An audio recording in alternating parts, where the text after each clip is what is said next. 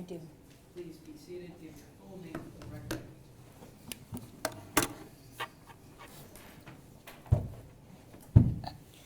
Donna Galloway.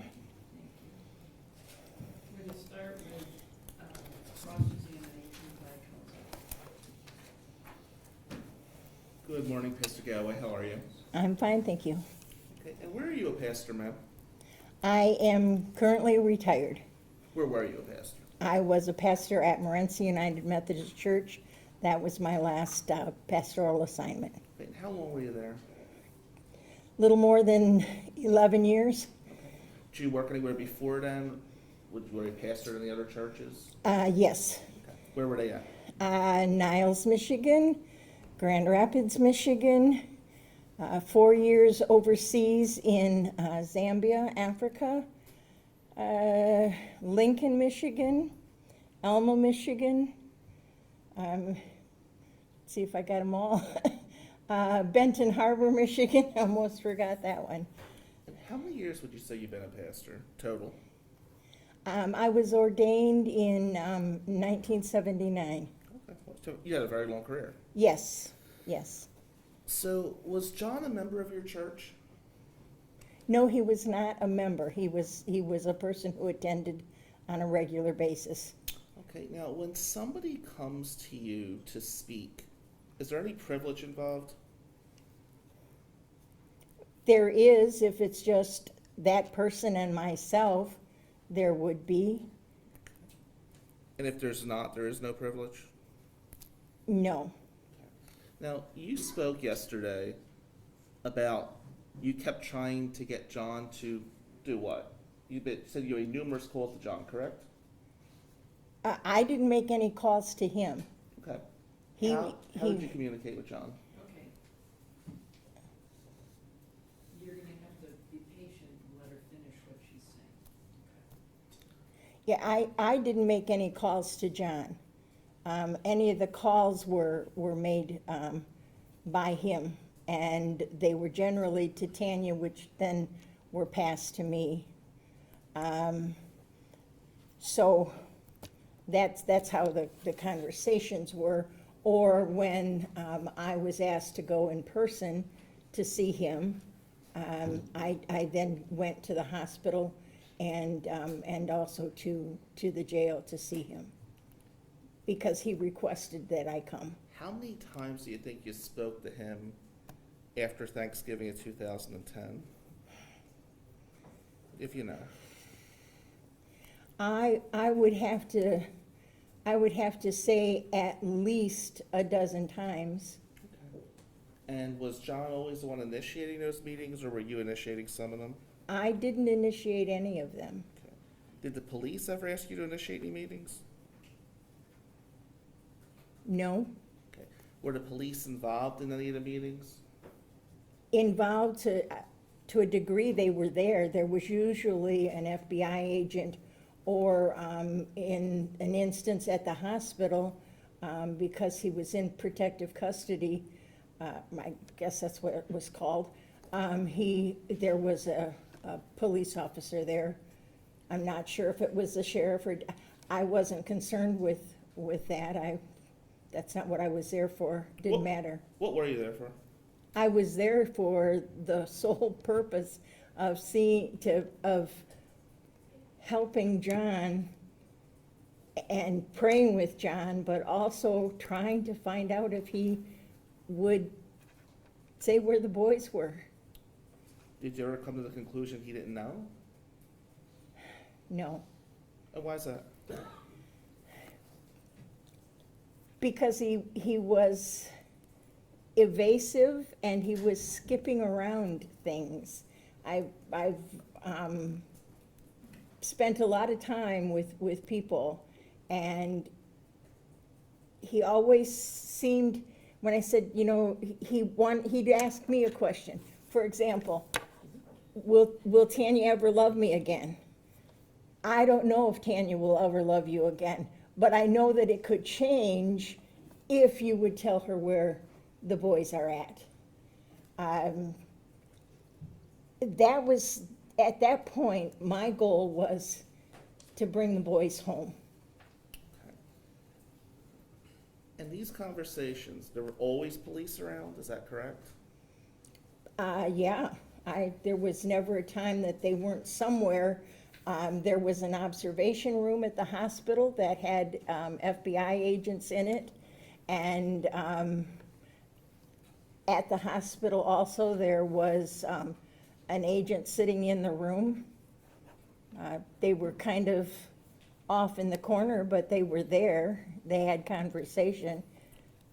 Now, you mentioned an observation room. Was that in the hospital?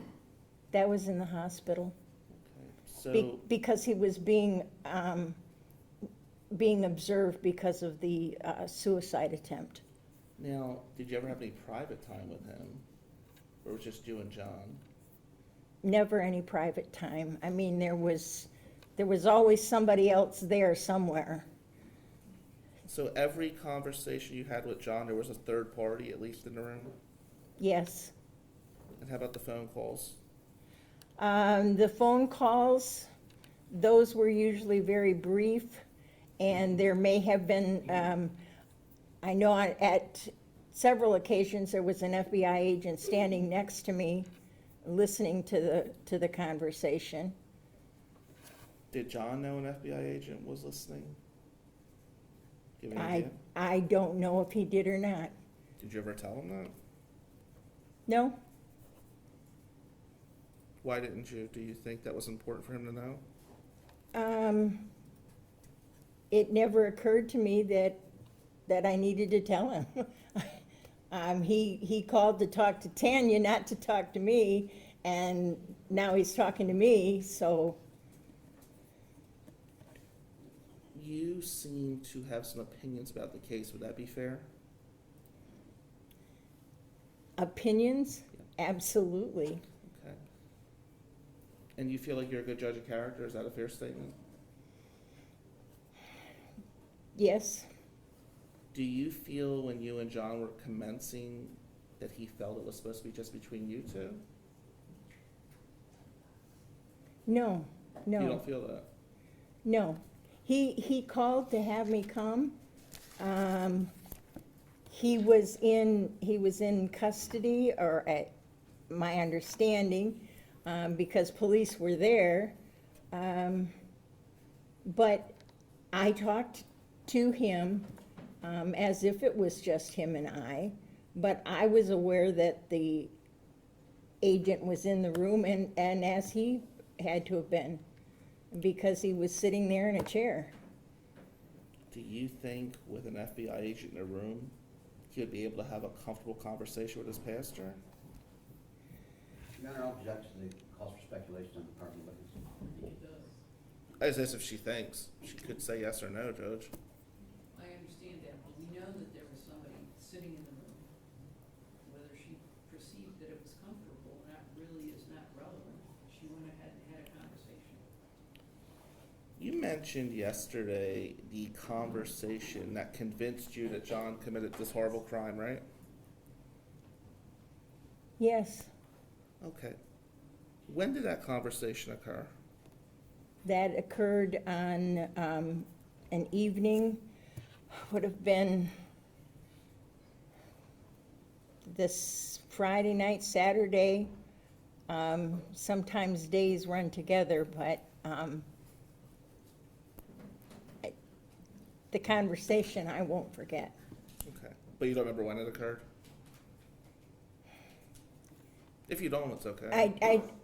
I just know where I was and what was said. Where were you? I was in the conference room at the police department, in the area of the conference room where I could see the front office part of the police department with the front counter, and that's where Tanya and friends were on the other side. I was kind of in the middle where I could see into the council room, and then down to where there were some other small rooms. So I was in a fairly open area. So, just to be clear, and please educate me, did this conversation occur on the phone or were you in person? On the phone. Okay. And did police officers hear this conversation? There was an FBI agent standing next to me. So, while you don't remember the exact dates, this was definitely 2010, correct? Yeah, right there during the time that everything was being investigated and checked out, or was trying to find the boys. And did you ever speak to the police after that? Did I speak to the police after that? Mhm. Yes, I did. Do you have an idea how many times from 2010 until now that you've had interviews with the police? No, probably twice, maybe 3 times. Only 2 or 3 times? Yeah. So, to be clear, is it true that the police knew of this conversation that you and John had in November of 2010? Is that an accurate statement? No, It's not? I, at that time, I didn't tell anyone that, because I did not want to influence anything. And I still kept believing and kept hoping that I was totally wrong. So I want to be clear. The FBI agent that was standing next to me, when I told her, when she asked me what he said and if she understood what he said, and I said yes, she did, she understood it correctly.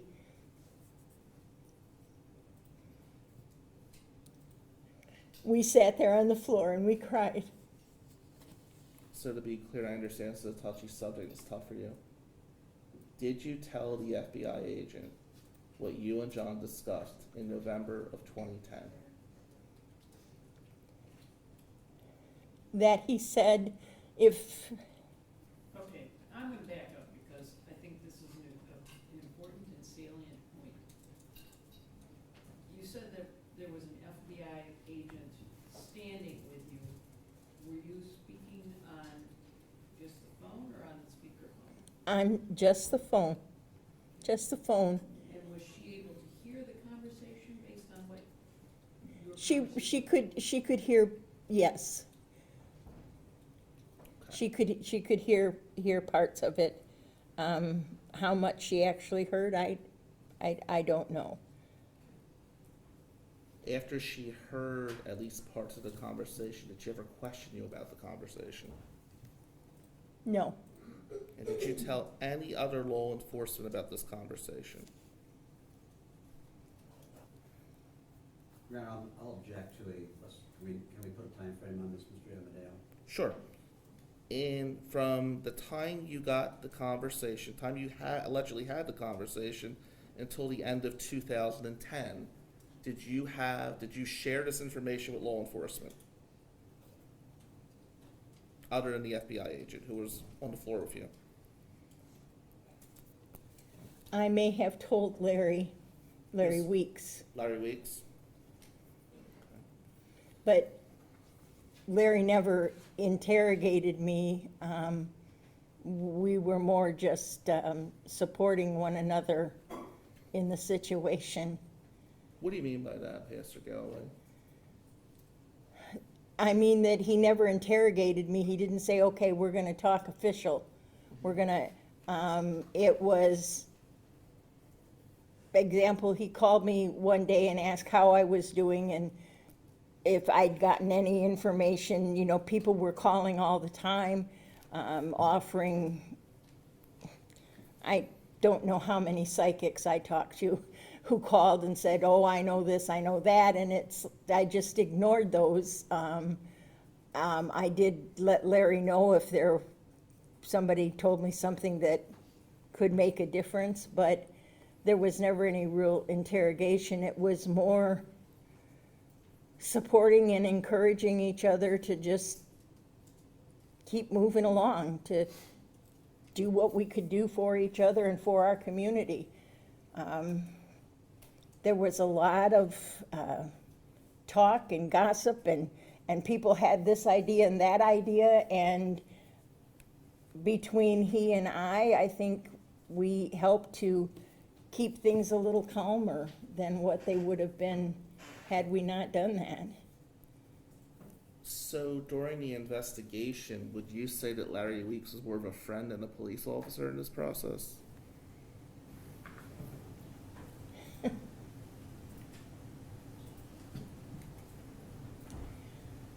Larry was a friend, yes, Okay. but he was always a police officer, and I was always aware of the fact that he was a police officer. And when you had conversations with Larry about this case, did he always make police reports, or did he decide when to hand reports in? Do you know? I don't know. So it's quite possible you and Larry discussed this case, and he chose just to keep it inside. Would that be a fair statement? I don't know what he did. I just know that I never had any official interrogation or official, we're gonna go through this kind of situation. Now, you mentioned psychics. Where did that come from, ma'am? It came from all kinds of places. Well, could you explain that to the court? Well, I got phone calls at the church. I got phone calls at my home on my cell phone. I got email messages. There were all kinds of things. There was something different every day for quite some time. When, if you know, did all this communications with psychics start? I didn't, you make it sound like I was not having conversations with psychics. People would send me an email and say, I'm a psychic, and I had a vision, and the boys are in a blue house, and I just deleted those. It wasn't information that was valid. I mean, I suppose you could check every blue house in the neighborhood, but that wasn't what occurred to me at that time. How long did this happen where psychics were reaching out to you? Do you know? Pardon? How long do you think it was that psychics reached out to you about this case? To the best of your knowledge. It probably started the day that it all hit the news. There were a few days where I didn't look at my emails. I wasn't interested in that. I had other more important things to do than look at emails or, I mean, I could compare the number of times that reporters called me. I got more calls from reporters than I did from psychics, and I did pretty much the same thing with those as I did with the psychics. Do you know why reporters or psychics would be reaching out to you about this case? Because I was pretty visible in the whole part of it. What do you mean? Because Morenci United Methodist Church is a body of believers that when I made the call and said, we need to do something, they did something. They made food and soup and things and came to the fire department to provide whatever was needed for the searchers. They were there to help see if there was anything. I mean, if somebody would have said, Don and Bev need a gallon of milk, somebody from my church would have gone and got it.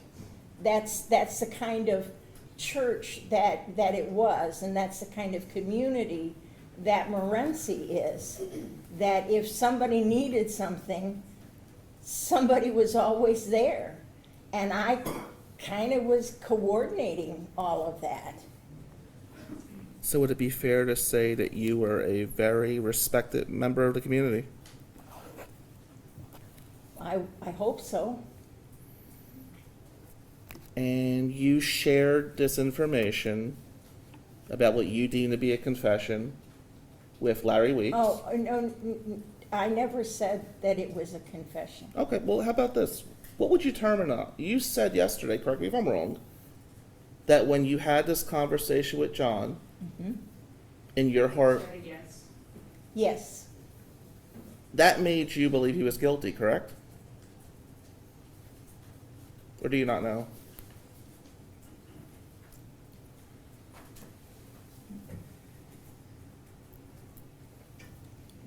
when he told me, Pastor Donna, you of all people must understand what I mean when I say I sent them home.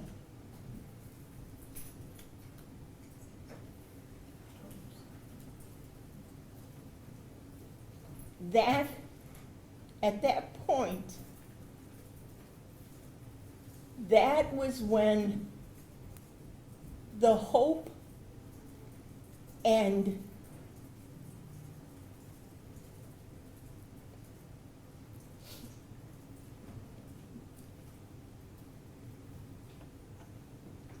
that was when the hope and the thoughts that I would see the boys again and that it would be a happy reunion was gone. That cut so deep in me that it was hard for me to continue encouraging. It was hard for me to continue supporting. It was hard for me to even take the next phone call, because I am a person who looks forward. I always have been.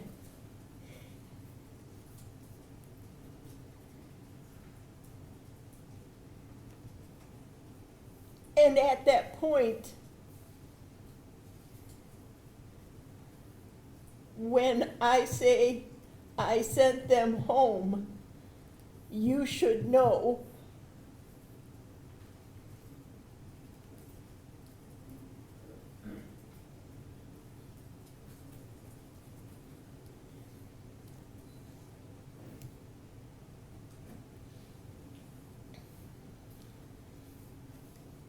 my opinion then, I guess, would have been that he had taken their lives and they were in heaven, because he wouldn't say where they were. He wouldn't say what happened. But Pastor Donna, you of all people must know what I mean. And I didn't want to know what he meant. And I didn't want to believe that that's what he meant. But I guess that became my opinion. Pastor, did you ever consider the fact that he really didn't know where the children were? Asked and answered, Your Honor. I don't think I asked that particular question.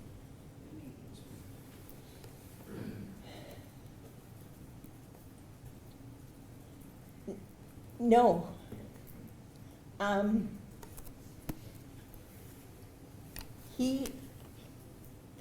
The boys were with him. They were with him, and then they weren't.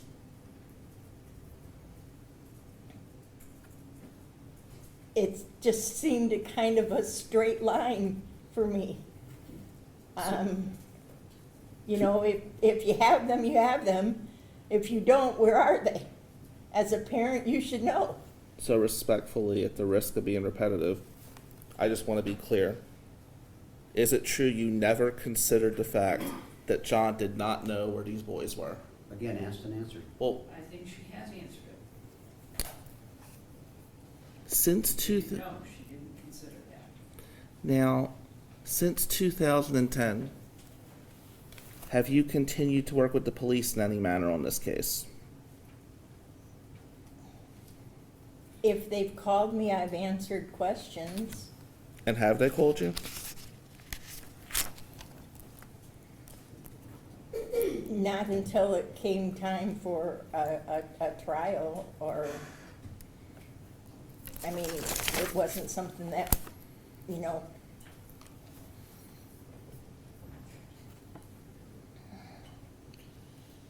When did the police reach out to you again before today? Do you remember? It was the sergeant, and it was when, around the time that John was coming up to be released. Oh, so to be clear and to get my timeline correct, was it right before John was to be released that the police reached out to you? First of all, foundation, I would like to know, because this is something I have to, So, sure. Um, Judge. Pastor, do you know the exact date that he was being released? No, I do not know.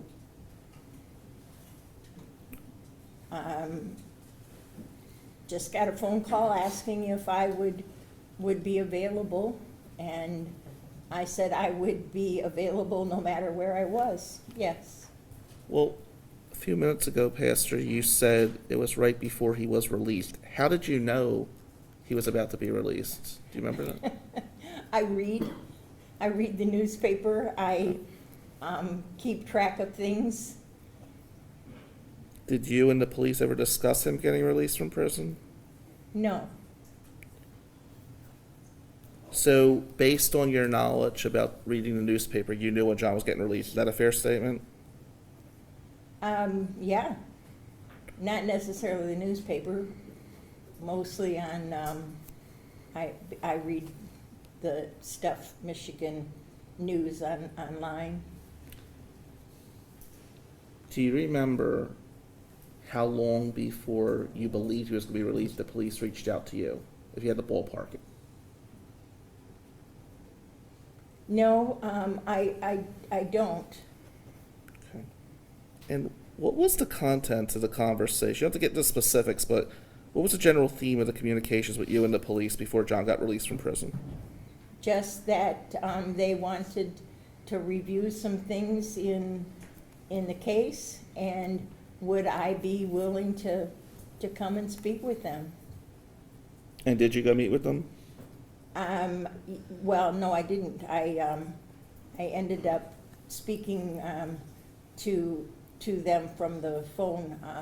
I got as far as, at that time, I lived in Escanaba. Is that and, Michigan? Yeah, that's I've never Michigan. heard- never Yeah, heard that. in the UP. Come on, it's the metro area. I'm sorry. Yeah, yes, that would be. Yeah, so I was living in Escanaba at that time. I got as far as my daughter's in Kalamazoo, and then went to a birthday party where I fell and injured myself, I'm sorry. jumping on trampolines with my 4- and 7-year-old grandsons, which I shouldn't have been doing at my age. And so I did not meet with anyone then.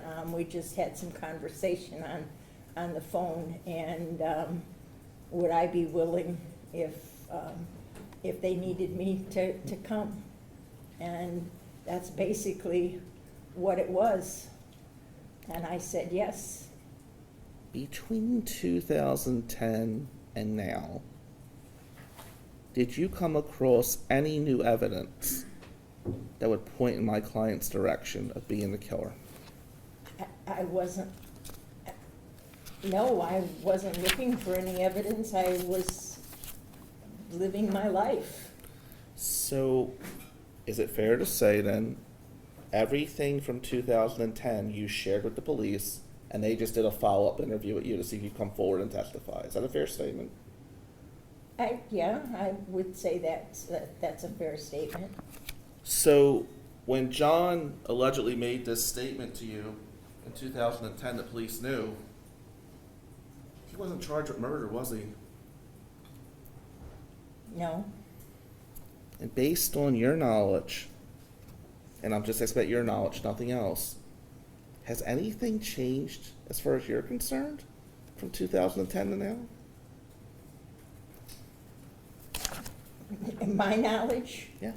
no. I want to wrap it up with this, and thank you for your time, Pastor. 2010, you shared a statement with the police. The police contact you right before he was released from prison, and you have no new evidence to present from 2010 to now. And he wasn't charged with murder in 2010, was he? Asked and answered, Your Honor. I'll In withdraw. summary, asked and answered. I'll withdraw, but Completely asked and No answered. editorializing, please. yeah. I'll do my best not to summarize. I would expect the same courtesy from the people, Judge. Thank you. I think that's fair. Nothing further. Retract.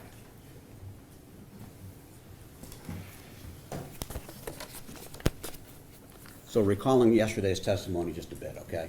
Okay, You hurry home from Hubbard Lake area on Thanksgiving, after Thanksgiving on the 26th, and you indicated you arrived at Don and Bev's house that evening. yes, It was at that first evening that a phone call went to Tanya that you picked up? yes. Did you pick it up, or how did you get the phone to you on that occasion? Somebody handed it to me. There were a lot of people in the house, there was a lot of things happening. So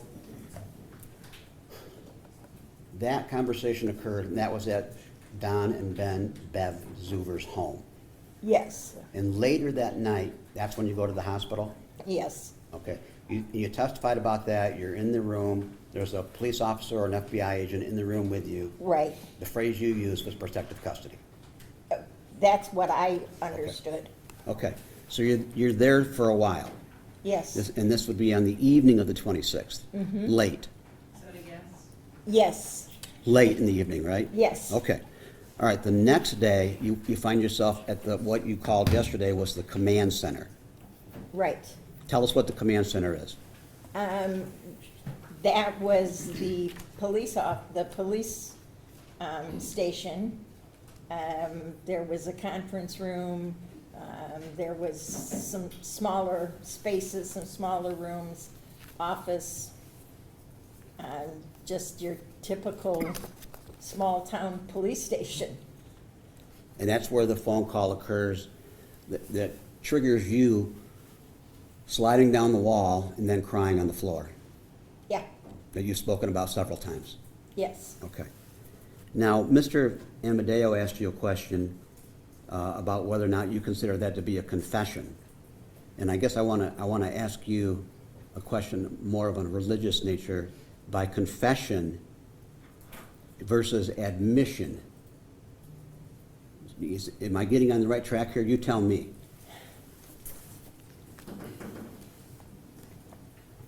I don't know what you would call it. I don't, as a pastor, I have never taken confession. I can't absolve anyone of anything. And,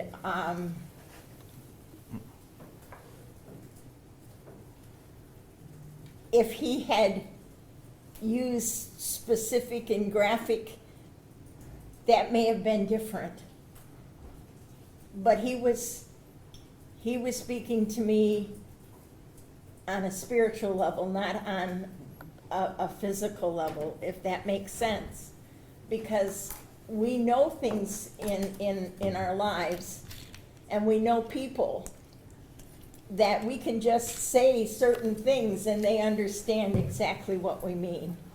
And that was the spiritual connection, that when he said, it sent him home, It's that word home that triggered it. that was, and the emphasis, you of all people should know what I mean when I say I sent them home. And this was the phone call into the command center to Tanya. Yes, it was to Tanya, and the phone was handed over to me because she was not speaking with him.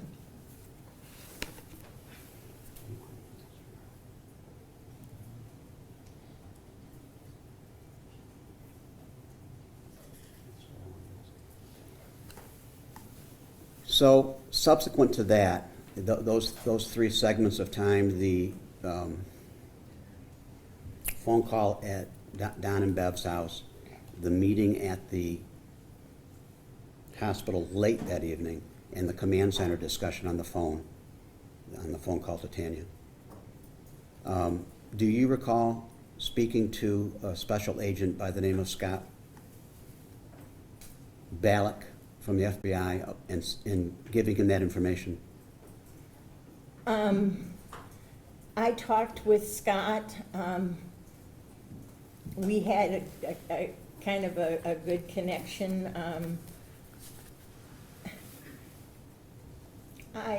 I'm sure I probably said something, but that specific conversation, If I would show you the summary of the police report, would that help refresh your memory? that might do that. Might, okay. May I approach, Your Honor? You may. While you're reading this, make sure you read it just yourself. It's fairly long.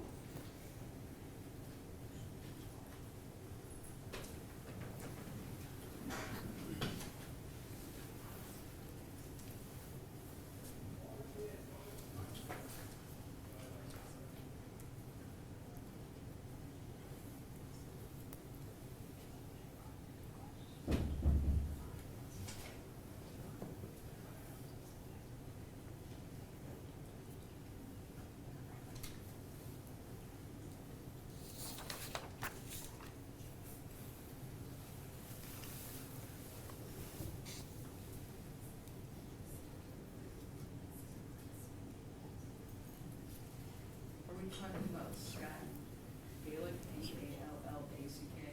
I believe that's correct.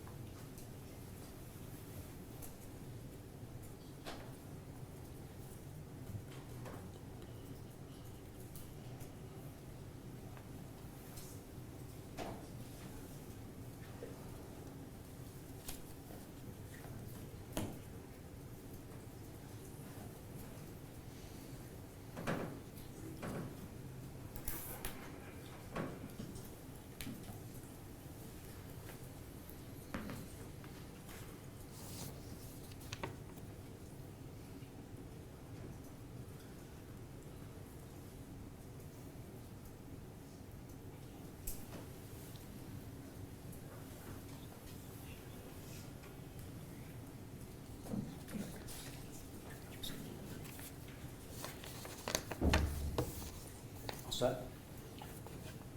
So, top right corner of this, what does that say? 12/10/2010, And what does it say to the left of that? date of transcription. And what's the date down here? 11/28/2010. And did we spell Mr. Ballack's name correctly? I believe so. Thank you. I have no further questions, Your Honor. Just a couple, Judge. Galloway, what hospital did you visit John at? Do you remember? Was it one, multiple? No, I only visited him at one hospital.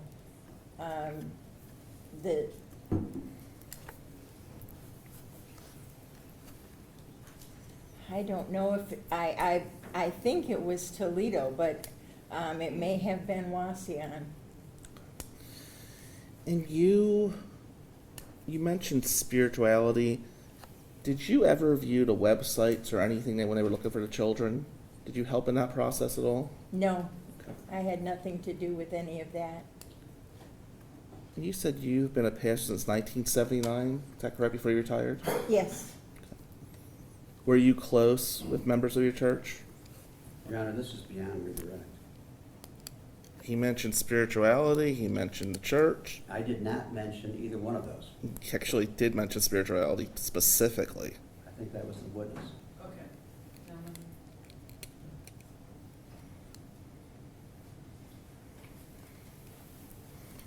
Spirituality was mentioned in one of the questions, an issue of how she perceived the conversation. I don't know that the church was mentioned, but to the extent that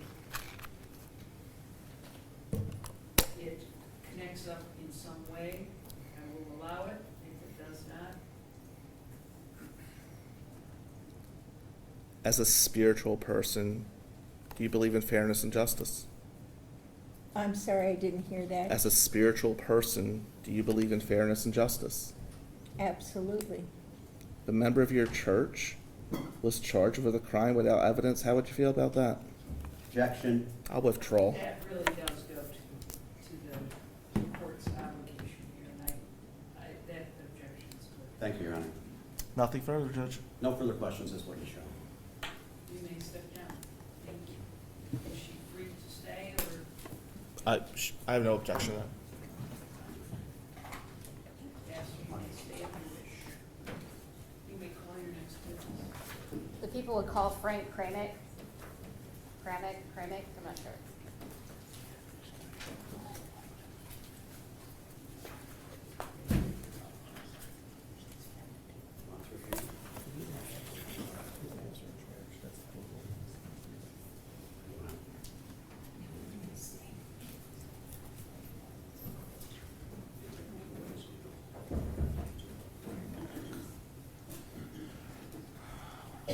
Kramer, climb right up here. Raise your right hand. You solemnly swear to tell the truth, the whole truth, and nothing but the truth, so help you God. I do. Please be seated. Give the court your full name, spelling both first and last. First name is Frank Benjamin Kramick, K-R-A-M-I-C.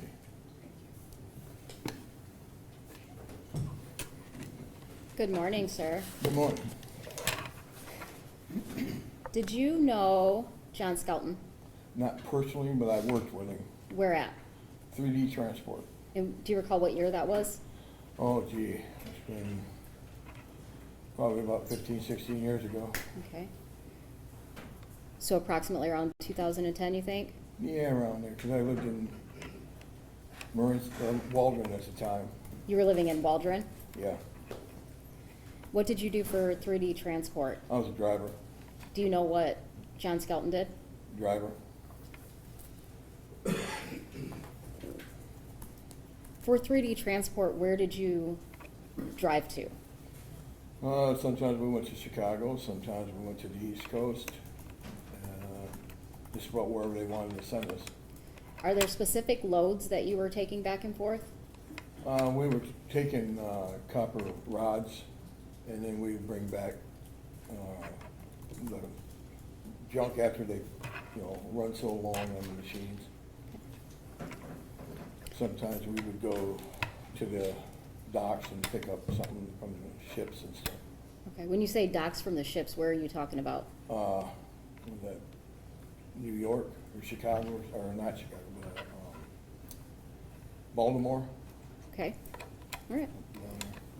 Where was 3D Transport located? They were located on Highway 127 outside of West Unity. Is there an office there at that location? there is. All right. Did you have to go into the office for any reason? Yeah, I went in one Friday to pick up my check. Just once? Well, my wife usually picks it up, but that day I got in early, so I thought I'd pick it up. Okay. I beat her to it. Is there any meeting space or conference areas at that location? Well, when you come in the door, you got a desk, counter, and dispatchers and office people were behind her.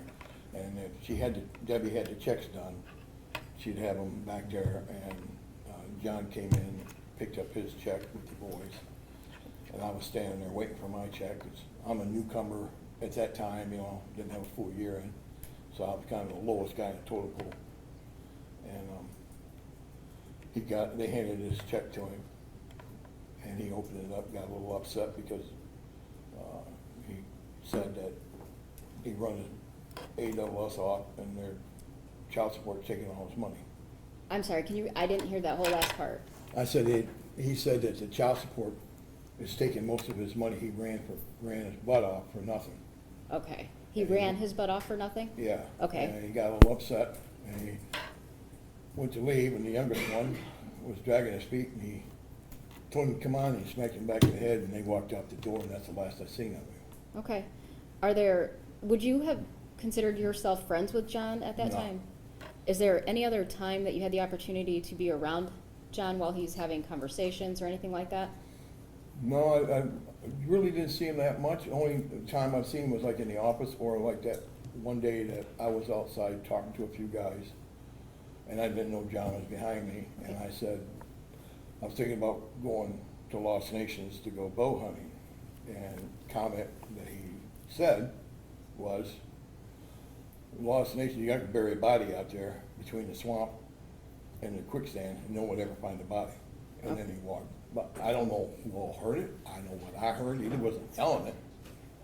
Where was this at? Out in the parking lot. Of the 3D transport? And you said there was a number of people there. Yeah, I couldn't tell you who they were because it's been so long ago. Okay. Yeah. Even though you couldn't name any names, do you know if at that time they were employees of 3D Oh, Transport? yeah. They were drivers. So you're having a conversation about going bow hunting Yeah, at Lost Nations. yeah, Are you familiar with Lost Nations? no. Have But you it's- ever been? It's big, and you can get lost if you don't know where you're going out there. Okay, well, how do you know that? Because my brother-in-law used to go out there. Okay, so you don't have any personal knowledge, you've never been out No. there? No. I don't even hunt anymore. Did he say anything else about Lost Nations? Nope, that was the end of the conversation. He went his way, and we walked, all split apart, and got in our trucks, and I had dispatched out, go pick up a load out of Mount Pear, pick up copper rods, and they were going to Pennsylvania. Okay. When was the first time you had contact with law enforcement in this case? Well, I seen it on the news where his picture came up, and then it was around after Thanksgiving that the kids came up missing. And for some apparent reason, that stuck to me about Lost Nations. And I talked to one of the investigators that, might want to look there. At that time, we had an old factory that went out of business. And I even checked the factory to see if anybody, broke any windows or pried any doors open, because it'd be a perfect place to hide kids, or hide out from anybody. Where's this old factory located It's at? in Waldron, In Waldron. yeah. The company went out of business, and it's completely empty. So I went all the way around the building checking, and nothing was broken, nothing was moved, nothing, everything was good, so. Okay. Do you know where Lost Nations is located at? It's Is over that in Hillsdale. okay, you gotta say yes or no, okay. Yes. It's where at? It's in Hillsdale. Okay, do you know where at in Hillsdale? I don't know the name of the road, but it's a dirt road off of, what is that? It's off of M34. Off of M34, okay. Yeah. So, when Down you're, by- I think it's down by the Humane Society on that road, down that way. okay. So you're doing a little bit of research into going hunting out there. Do you know approximately how many acres Oh, you're looking at? God. I'm really, it's gotta be over 500 acres at least, if not more. And it's called Lost Nations, is this a park, a preserve, what is It's it? a state park. You can hunt out there and, used to be able to fish out there, but they closed the dam off and. Thank you. Nothing further. No. Morning, sir. Morning. Do you have any knowledge if John ever went to Lost Nations? Nope, all I know is what he said. Okay, and what did he say again? He said, I can bury a body out in Lost Nations between the swamp and the quicksand, no one would ever find it. Now, And you, he walked on. you said you saw something on TV and it triggered something for you? Yeah, I watched where they were saying that the children came up missing and he hadn't returned them back. Okay, and, And go ahead. I don't know, it just gave me an eerie feeling and I needed to talk to the guys because I seen them out there looking for them over in Fayette. Did you help in any way? Yeah, I went and told them I'd check out that factory. I came back and told them there was, nothing there. And there was nothing there, correct? No. How many times do you think you've talked to law enforcement since you reached out to them initially? I only did once, Just one time? yeah. And do you have any knowledge about any of the evidence in this case? Nope. Nothing further, thank you. No follow-up, Your Honor. Sir, you may step down and welcome to say if you wish. Thank you. You may call your next witness.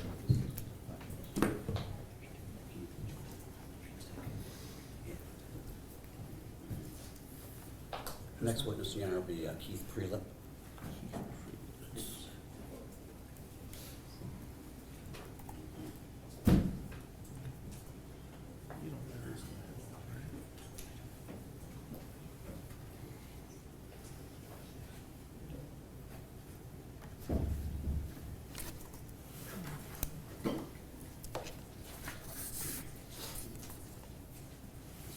Please raise your right hand.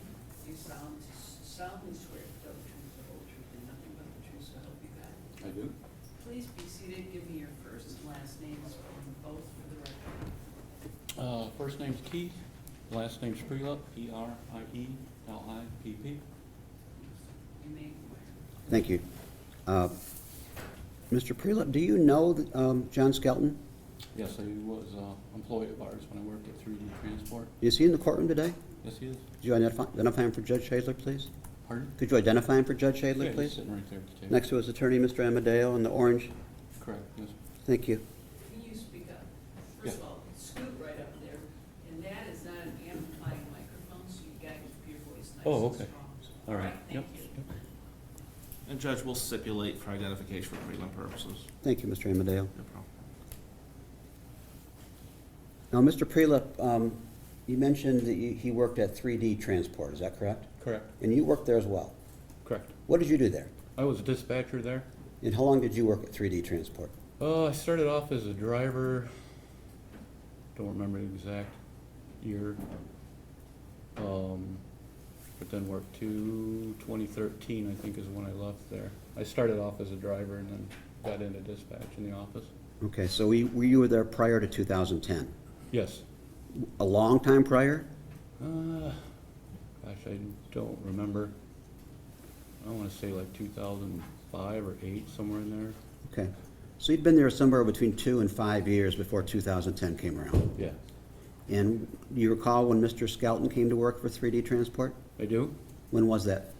I think it was about 2009, maybe 2008, 2009, somewhere in that neighborhood. Okay. I'm going to show you a police report later on about when you initially told, when you thought he worked there, and we'll get that cleared up, okay? But Okay. let's move on. How did you have a relationship, discussions with him on occasion? Basically just to inform him of, dispatches, loads, his work schedule, that type of stuff. What did he do there? What did he do there? What did he do there? He was a driver. He So, delivered and picked up broker loads. And okay, so tell Judge Shadler, please, what types of work 3D Transport did? Where did they go? What were their routes? A lot of it, we hauled brass rod, steel coils, a lot of brass rod out of Montpelier area. Went to various places all over the Midwest, South, Texas, Midwest. They were our primary customer, but we had a few others, similar type of commodities. It was mostly flatbed stuff. How many drivers did you normally have on call there? At one time it varied. I want to say we usually average right around 50 drivers. Okay. And besides yourself, were there other dispatchers, or was it just you? There was what we call backhaul dispatcher. She helped bring them home, per se, getting backhauls to bring them home. Meanwhile, I was pretty much the outbound freight. So Mr. Skelton was a driver. Was he a good worker there? Yeah, he was. Throughout the time? Mm-hmm, Okay. initially. So you have to say yes or no as opposed to mm-hmm. Oh, yes. Okay. Yes, I'm sorry. I'm sorry, but because this is tape recorded, when people say, Okay. it's really hard to know whether it's a yes or a no, so it's best if we can have your voice. Okay. Thank you. At some point in time, did problems develop with Mr. Skelton working there? It did. Seems like his demeanor changed. I know they got into some relation issues, him and his wife, and he kind of slowly progressed, being less responsive to work orders, stuff like that. Did, at some point in time, he had a trip down to Florida? Correct. Tell us about what happened. Tell us about that trip. Why was he scheduled to go to Florida? He volunteered a lot for the Florida runs just because they were longer. A lot of the drivers wanted to be home most every night, if not every other night. Where he has Florida runs took sometimes 3, 4, 5 days to get back home. So he volunteered for those at first. But then it got to the point where he wasn't delivering on time or trying to get the backhauls picked up on time.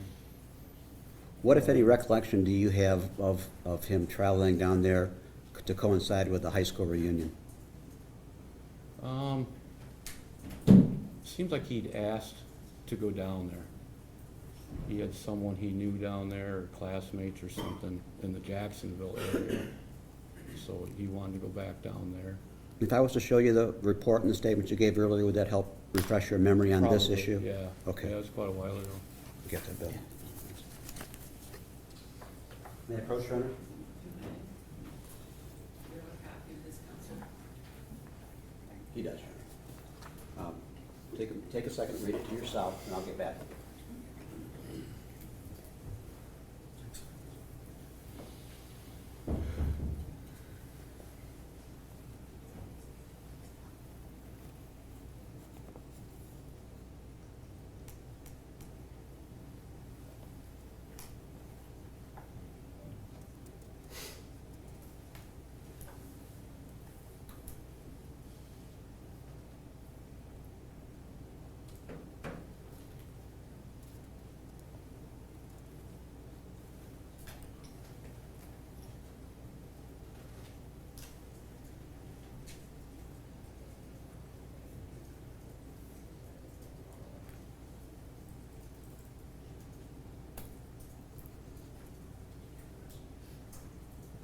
Okay.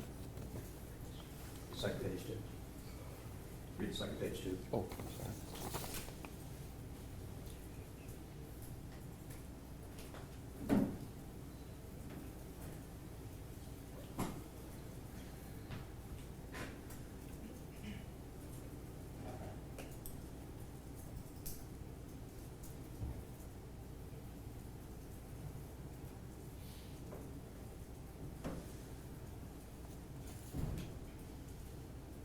Okay.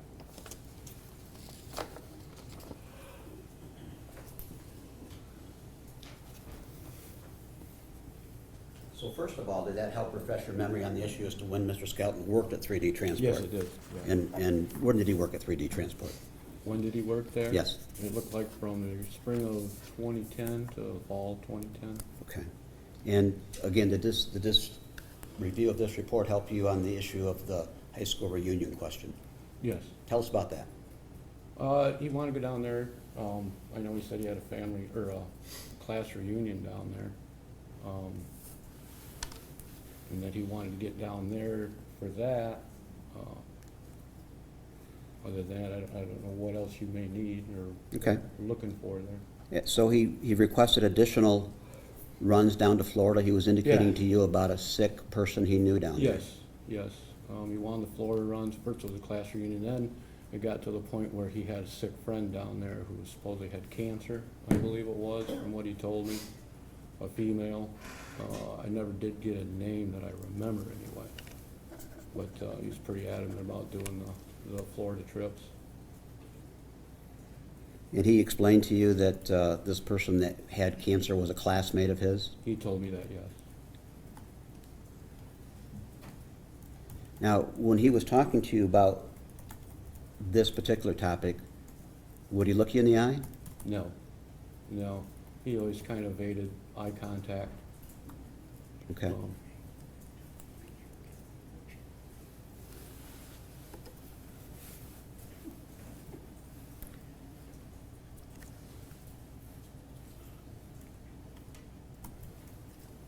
At one time, did you have a conversation with his wife?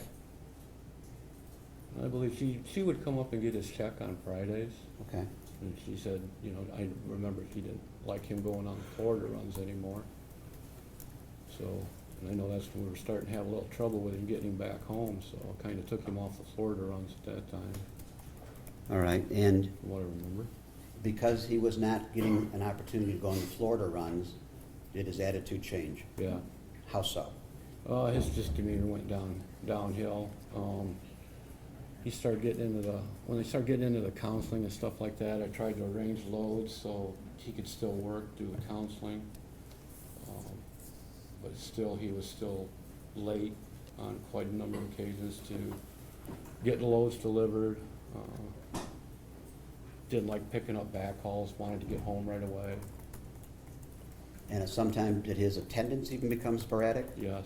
Tell us about that, Yeah. please. You couldn't book him, you know, I tried to keep him on short runs, you know, which would be 2-3 hours out, usually home that night, possibly the next day.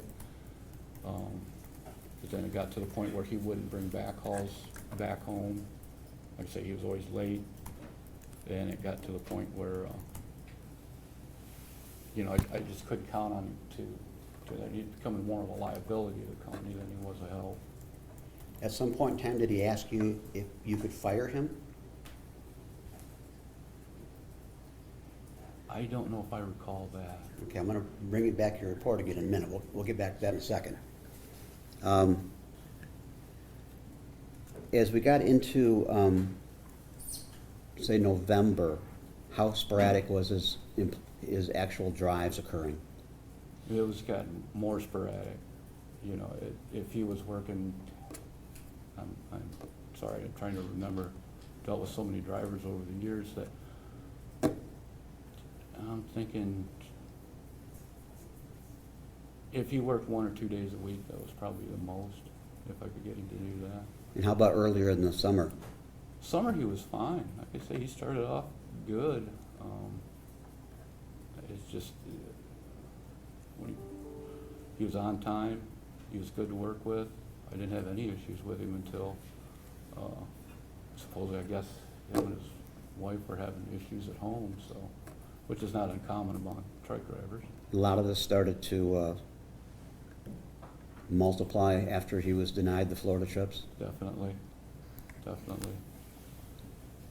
Or let me, can I approach you again, Your Honor?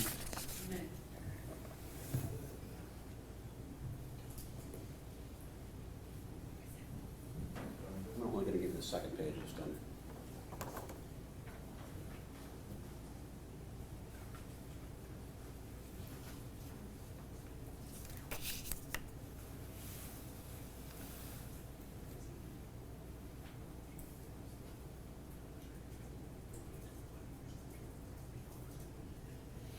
Oh, yeah, okay, yeah.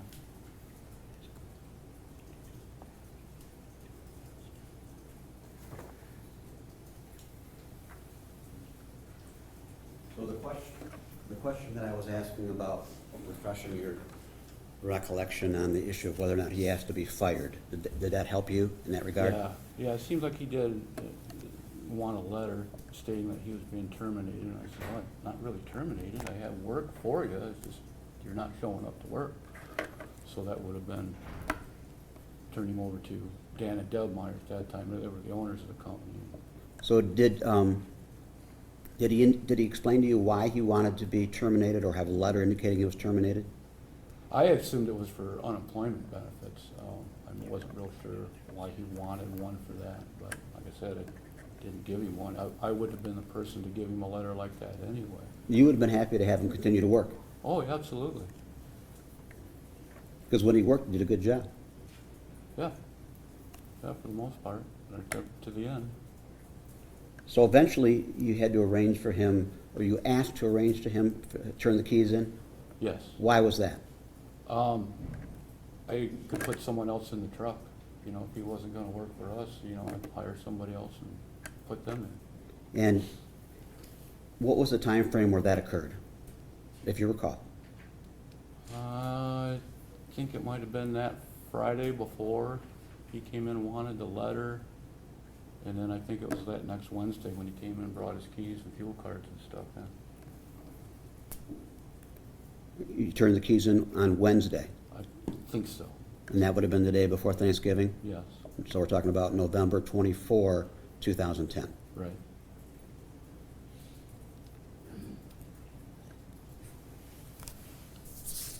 Did you speak to him on that day? I'm thinking I probably did. I was there that day, I'm sure. Was there anything remarkable about that stood out in your mind when he turned the keys in? Not that comes right to mind, no. Okay. I have no further questions. Thank you. Hold on, Mr. Amadeo, may have some questions for you. Mm-hmm. Good morning, sir. How are you? Good. Just a couple questions. If I heard you correctly, did you say you assumed that John wanted unemployment? Did he ever tell that to you? No, Okay. no, he did not say that. So there could have been other possibilities. Correct.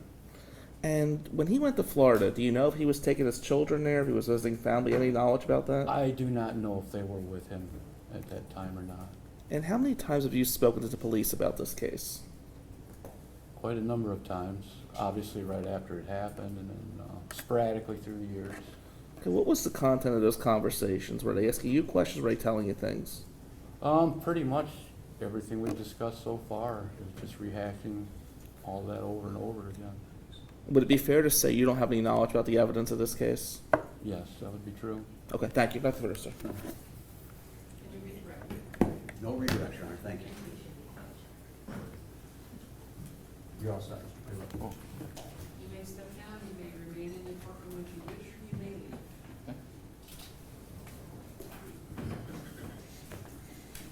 Can you call your next witness? Next witness is going to be David McFarland. We're checking to see if he's here at this point.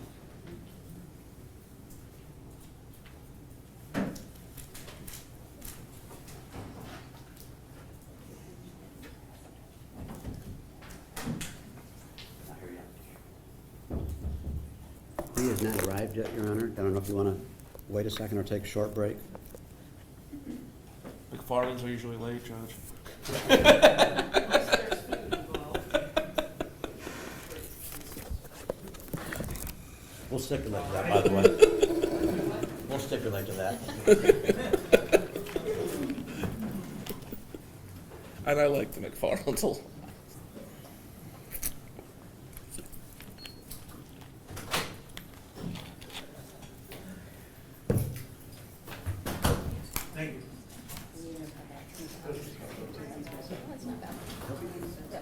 All right, how long is she? Just before we walk out the door, or what?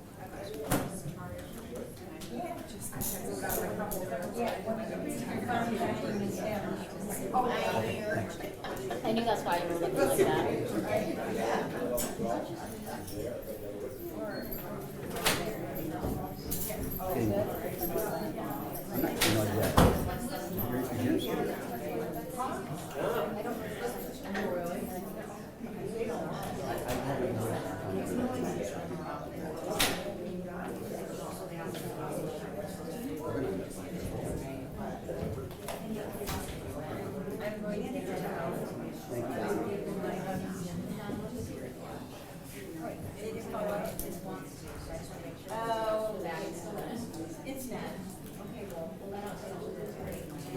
I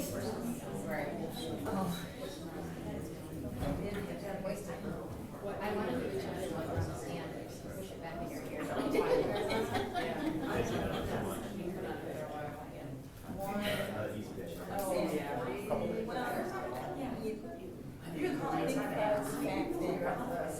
Something is always there, because it is, this has always been.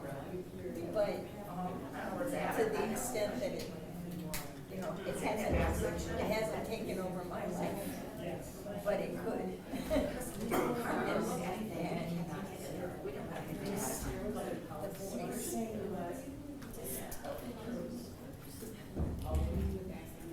If you don't know, then what were you doing that you since we don't know? That's, I'm a parent, now I'm a grandparent. And a future rollerblader. That's right, and a trampoline jumper. Hey, the trampoline stuff was fun, but I didn't fall on the trampoline or off the trampoline. I fell going up the ramp.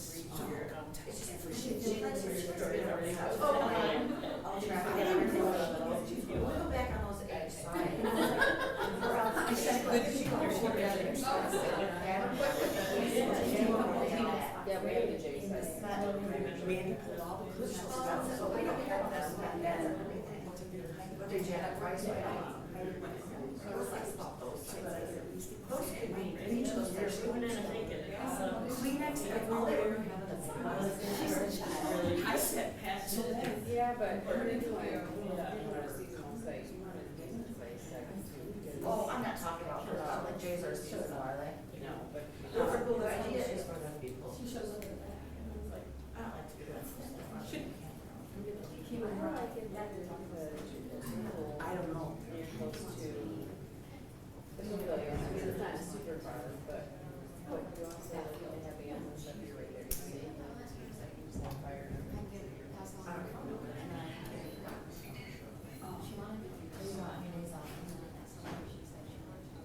No, I just didn't find out that last time.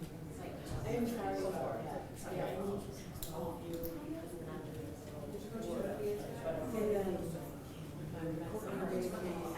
Did she used to be over here? Yes. Yeah. Okay, yeah, she lives out there. Because she entertains us. Because I'm the backup. And then Bertie comes down and entertains us. I don't remember. Well, no, there's no board. You can't make it. But I do work. Yeah, oh, no, the blue one. The blue ISD one? Bernie gave it to me. It's gonna be on me. She took it away from me and she said you need to. Well, and then I'm sorry about that, I didn't realize. No, it is a plan. Somebody gave it to me, it's wooden, and I said, well, at least I can't get these glasses. No, it's a cross, the wooden cross is maybe years ago. It really felt that way. Yes, yeah, we kind of.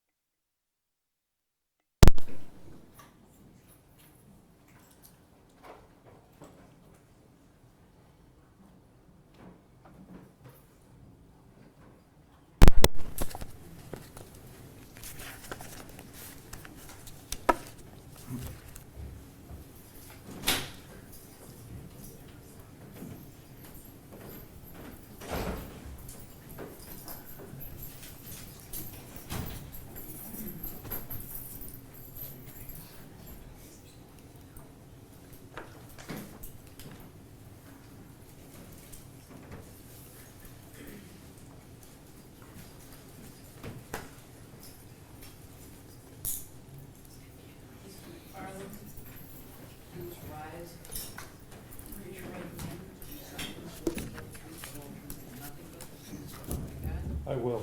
Please be seated. And would you state your full name and spell both first and last for the record? My name is David McFarland, D-A-V-I-D. Last name is McFarland, M-C-F-A-R-L-A-N-D. You may inquire. Thank you, Your Honor. Mr. McFarland, you are an attorney, is that correct? That is correct. How long have you been an attorney for? 30 years. And what is your current job? I'm currently the director of Illinois County Front of the Court. And how long have you had that position? I've had that position since 2022. What is the Illinois County Front of the Court? What do you do? The Illinois County Front of the Court's job is to assist children in having child support paid to them. We also assist with parenting time and custody issues. Occasionally, we will also intervene in alimony situations. And prior to that, you had your own legal practice. That is correct. And inclusive in that legal practice was family law. That's correct. Okay. In that capacity, do you recall coming in contact with Tanya Zuvers, Tanya Skelton back in 2010? I do. And how did you first come in contact with her? For the best of my recollection, she would have contacted the office to set up an appointment, and we would have met with her in September of 2010. Okay. Did you actually meet with her? Do you recall meeting with her in her office sometime, at some point in time? Yes, I meet with all new clients in my office. First they're in the waiting room, and then they're brought back to me, and I take down the basic information to file the divorce complaint and any further documents that are needed. Do you recall when you first met with her? Well, I filed her divorce complaint on the 13th, so it would be either September 13th, 2010, so it either been that date or the day before. Do you recall on September 13th that there being a situation of some urgency? Yes, there was. What do you recall of that? So I have reviewed the court records, and what I'm refreshed from that is that there had been a situation where the children were with the father, two of the boys were, and the third child was with Tanya. All right, let me approach, Your Honor. Yeah.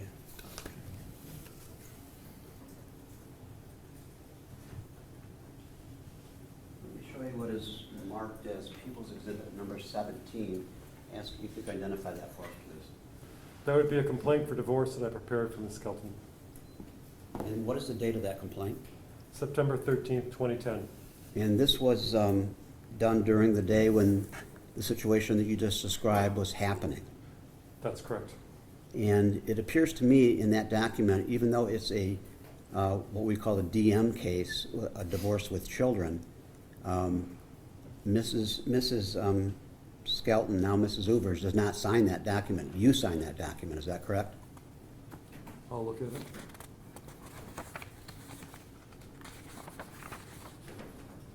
Yes, the actual document itself, I signed as her attorney.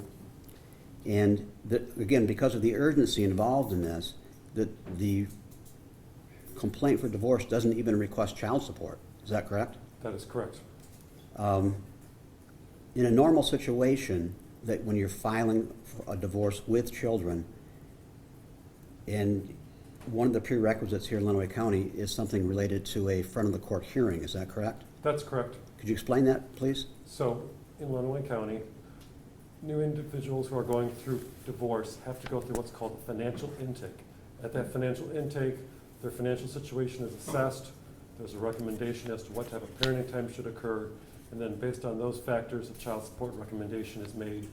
There's a 21-day time period that the parties have a right to file an objection before it becomes an order. So this was all being filed on 9/13 of 2010, with only you signing the document. Was that in part to get this through quickly? Yes. 9/13 of 2010, do you recall what day of the week that is? I do not remember off the top of my head. Okay, I'm going to show you a 2010 calendar, September.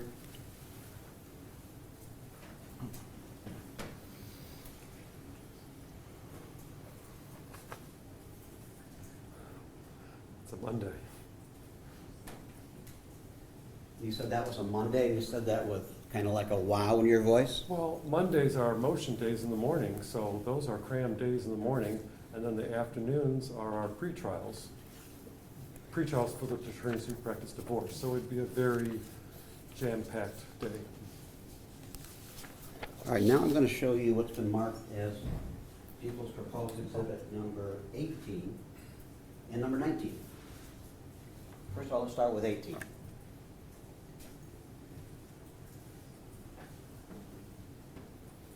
What is that? That's an ex parte motion to not change domicile. And this is a document that you prepared as well? That's correct. And what was the intention of this document? The intention of this document was to keep the children of the parties here in the state of Michigan, more specifically in Morenci.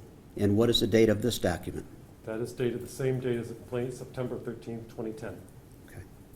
And exhibit number 19? Now I'm looking at 19. And what is that? That is an ex parte. I had put in motion, but the court had written on top of that order to not change domicile. So this was the proposed order to your ex parte motion that you filed. Is that accurate? That's correct. Okay. And was that document signed?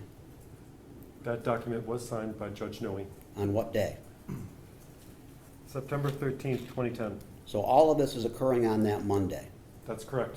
And you indicated that someone crossed out the word motion and wrote in the word order. That's correct. Did you do that or did someone else do that? I think if I would have done that, I would have actually reprinted the entire document because it's kind of embarrassing to just file something with a word crossed out. But you were hustling. Yes, I was. Is there anything else handwritten in there? Yes, the judge has written in, further, the minor children shall remain in Morenci schools until other order of this court. Okay. And that was written in below the printed in portion of the order? Below the typed section, yes. What does that portion of the order state? Okay.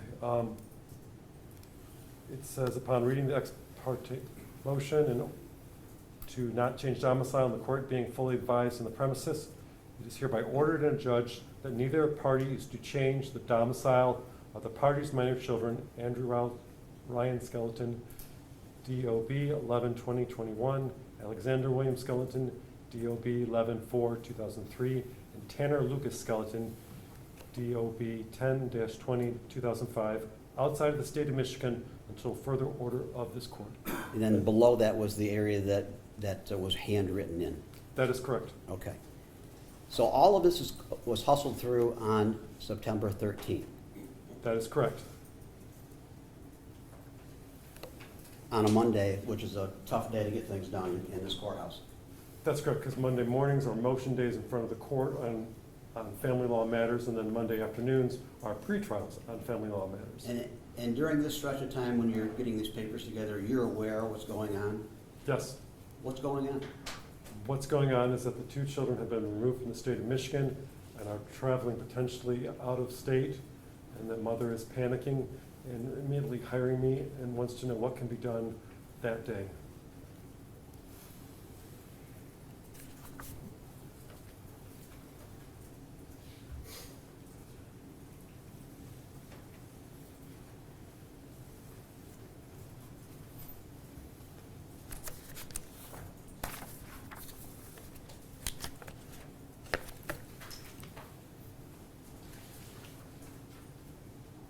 I'm going to show you next what's been marked as People's Exhibit number 20.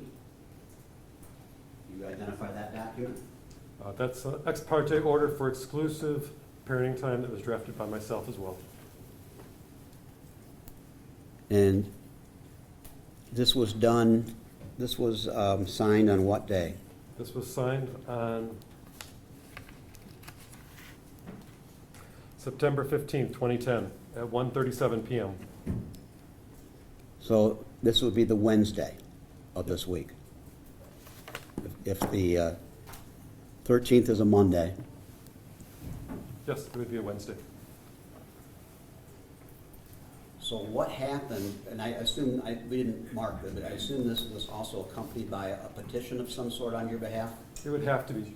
So what happened from Monday to Wednesday that generated you doing this?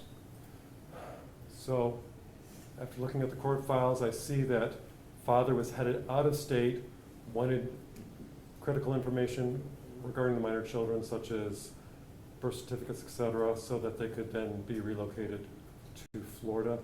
At that point, we had to take it a step further beyond changing domicile to an ex parte order for exclusive parenting time.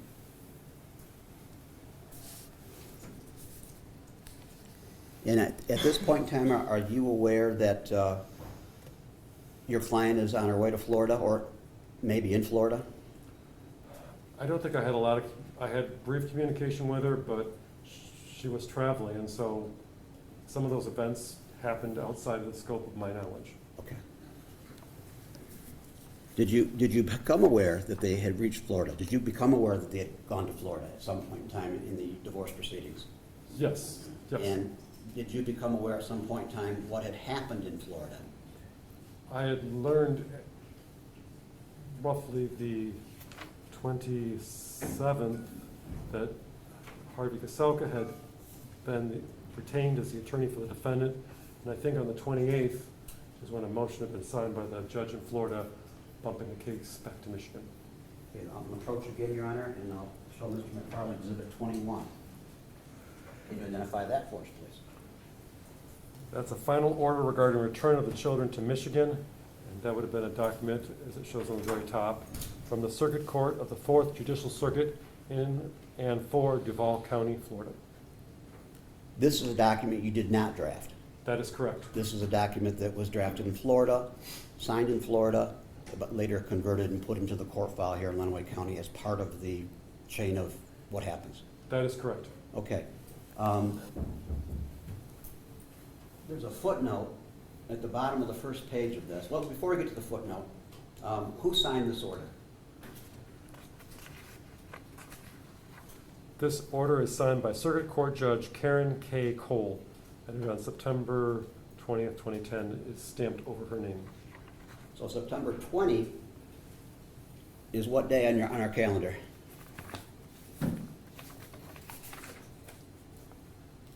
That too is a Monday. So we're talking about 1 week after you filed the complaint for divorce here in Lenawee County. Yes, and then, yes, Go ahead. You can finish. okay. And then also the judge had signed that the children were not to be leaving the state of Michigan as well. Right. So in that stretch of time, you obtained a exclusive parenting time order, and all of this generated Judge Cole's order that was drafted, and you just read the date that she signed that. That is correct. Now, again, refer to that footnote on the top page of that document. I'd ask you to read that into the record, please. Including that the wife is a registered sex offender in Michigan as a result of a reported brief involvement 19 years ago with a 14-year-old boy. The wife served a prison sentence and completed parole. The wife and husband both testified that the wife has had no additional criminal or sex abuse involvement since that time.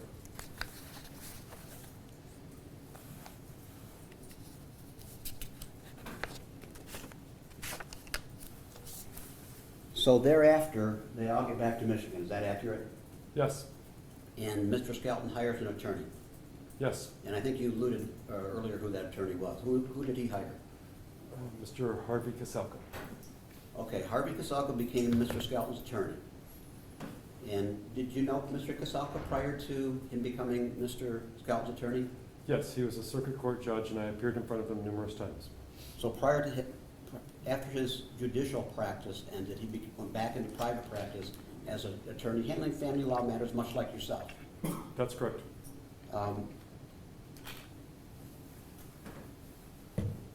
Do you have knowledge as to what Mr. Kaselka's role was in Lenawee County prior to him becoming a judge? It's my understanding that he was previously a prosecutor before being the circuit court judge. He was prosecuting attorney here in Lenawee County. Yes. Okay.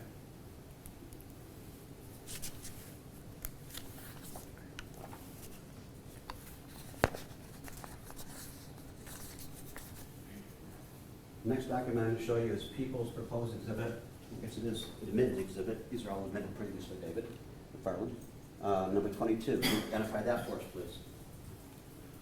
That is a motion to rescind all previous custody orders and to grant defendant physical custody of the party's minor children. What's the date of that document? It is court stamped September 27th, 2010. So this would have been approximately 1 week after Judge Cole's order. Yes, again, another Monday. So, in the interim, Mr. Skelton apparently hired Mr. Kaselka, and this motion was filed to push the matter forward. Is that correct? Yes, All right. Now, is there a hearing date on that document at all, anywhere? yes. On the third page, it indicates notice of hearing set for Monday, October 18th, 2010 at 10:30 a.m. before the Honorable Margaret M.S. Milley. Now, in between that period of time, some discussions occurred about parenting time? Those discussions would not have occurred with me, but between the parties. Okay. Talking about Mr. and Mrs. Skelton? Yes. Okay. I'm next going to show you People's Proposed Exhibit number 23. Can you identify that for us, please? It is a stipulation, and the next page is an order regarding parenting time, and it shows it was signed by the judge on October 11th, Judge Noe, on October 11th, 2010. Is this a document that you prepared? Yes, Okay, and you did that at the direction of your client? yes. What was the stipulation? The stipulation was a stipulation regarding parenting time. Okay, so what exactly were the details of that? Defendant father shall have parenting time with the party's minor children every Wednesday from after school until 7 p.m., beginning October 6th, 2010. Second clause says the defendant father shall have parenting time with the party's minor children every other weekend from Friday at 5 p.m. to Sunday at 7 p.m., beginning October 8th, 2010. Third, that the defendant father will not consume alcohol of any kind while he is exercising parenting time with the party's minor children. 4, this order will remain in effect until the hearing date of October 18th, 2010, currently scheduled in this manner.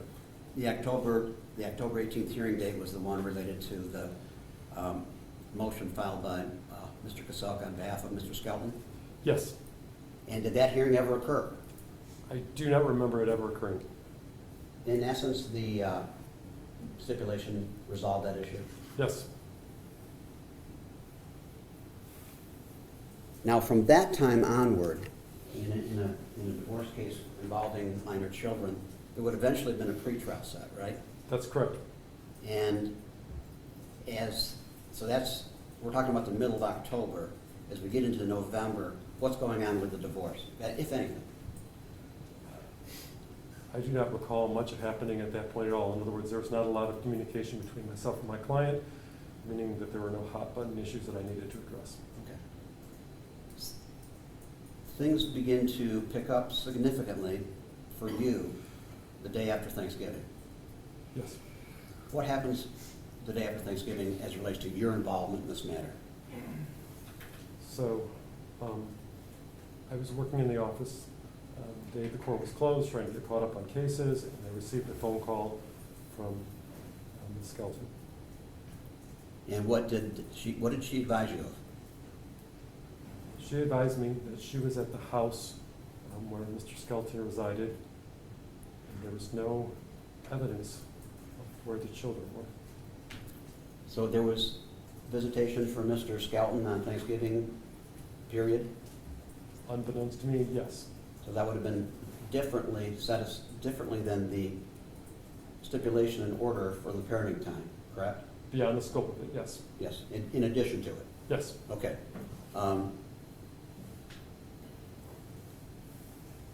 And when she makes this phone call to you, she's concerned about the children's whereabouts. Extremely How was her demeanor? panicked. What happens next? She wants to have some sort of the police present, and no one will take her seriously. She indicated to you she tried to call the police? Yes. Okay. What happens next? I believe she called the Morenci police, and she was not getting anyone to come out there to help her. So I told her I would call them. Did she ask if she could go into the home? Yes, This would have been her home yes, that she had before, but she was separated from her then husband. correct. Okay. She asked you if she could enter the home. What did you say to her? No, don't. And why did you say that to her? I just thought if it's a crime scene, and if she goes in there, it could disturb some of the evidence that's in that house. So you indicated you called the police department in Morenci. I believe it was Morenci. What happens next? I let them know that this was a serious matter and that someone needed to come out there immediately. And did they do that then? From talking to Tanya, yes, they did. So in that short-term period on the day of November 26th, do you know what happens in the immediate aftermath of that phone call? No, I don't remember at that point what happened further. I mean, I know we needed to proceed further to do something, like file with the court, but no, I don't remember anything further on that day. So by the time the weekend is over, you're brought up to speed and you're doing more court pleadings on Monday. Is that correct? That is correct. I'm going to show you next what's been admitted into evidence as People's Exhibit number 24.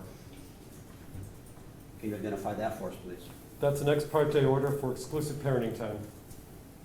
And again, this would have been accompanied by a petition to the court. Yes, an ex parte motion. And was that ex parte order approved? Yes, it was signed by the judge, Judge Noe, on November 29th, 2010 at 3:47 p.m. Another Monday. Yes, yeah, I don't have the November calendar. But What does that order state? that states, upon reading the ex parte motion for exclusive parenting time and the court being fully advised in the premises, it is hereby ordered and adjudged that plaintiff mother Tanya Lynn Skelton shall have exclusive parenting time with the party's minor children. Andrew Ryan Skelton, date of birth 11/20/21, Alexander William Skelton, date of birth 11/4/2003, and Tanner Lucas Skelton, date of birth 10/20/2005, until further order of this court. Is that a document that you yourself prepared? Absolutely.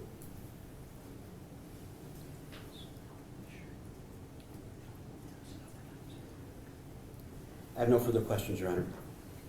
Are you in the break? Wait a minute, may we approach real quick, Your Honor?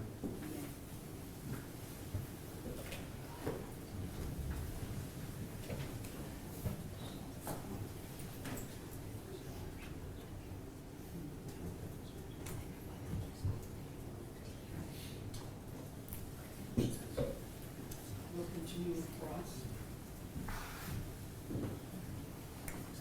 Good morning, Mr. McFarland. Good morning. I'm going to be really quick. I know you have things to do, and I appreciate you taking the time. Could we both agree that you're a respected figure in this community as an attorney? Thank you, yes. Okay. And from what you testified, correct me if I'm wrong, but Tanya was your client, and there is privilege you have to stand by on some level, correct? Tanya was my client, yes. And would it be fair to say that you actually were trying to get the police to help her because she seemed to be ignored? I was trying to get the police to help her because no one would respond to her. So you were actually helping your client. Yes. Who was the judge at the divorce decree? From the documents I've looked at, it would seem Margaret M.S. Noe. I told you that Margaret Nelly was also the judge at his previous criminal plea. Would you challenge that? I don't know anything about his previous criminal case. Thank you. Nothing further. Previous criminal plea, you mean The kidnapping charge that he okay, pled to. But that would have been after the, Right, and that's why he may not have known, Judge. That's why I asked the question the way I did. all right. You may step down. Thank you.